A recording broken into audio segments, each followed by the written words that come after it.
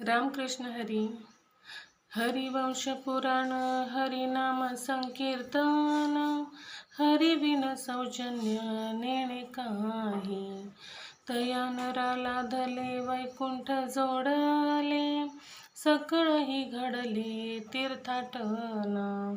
मनोमार्गे गेला तो तेथे मुकला, हरिपाठी स्थिरावला तोची धन्य. ज्ञानदेवा गोडी हरिनामाची जोडी, रामकृष्ण आवडी सर्व काळ. नमस्कार. हरिपाठाचा हा 18वा अभंग. याच्यामध्ये माऊली आपल्याला सांगतात की हरिवंश पुराणाची आणि हरिनामाची गोडी, हरिचरणांची गोडी ज्या मनुष्याला लागते, नवे तर हरिचरणांशिवाय आणि हरिनामाशिवाय ज्याला कशातच रस वाटत नाही, तो मनुष्य इहलोकामध्येच त्याला वैकुंठाची प्राप्ती होते.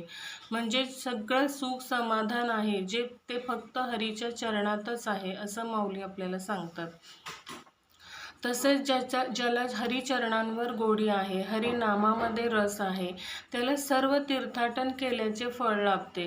त्याला कुठेच जाण्याची गरज नाही. एका जागेवर बसून काम करता करता, संसार करता करता जरी हरिनाम घेतलं तरी सुद्धा त्याला संपूर्ण तीर्थाटन केल्याचं फळ लाभतं.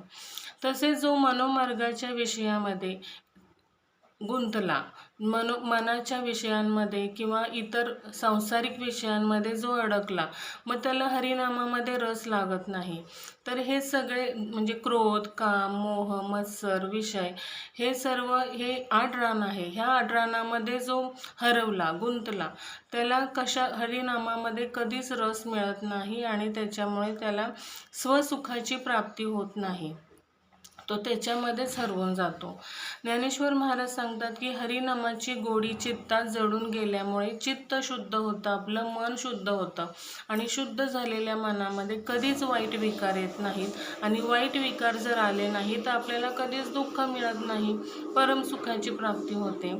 तसेच भगवत कृपेने रामकृष्ण चरणांची ओळख होऊन त्या ठिकाणी भगवंताच्या चरणी आपलं अखंड प्रेम निर्माण होतं आणि आपल्याला कधीच सुखापासून विन्मुख व्हावं लागत नाही.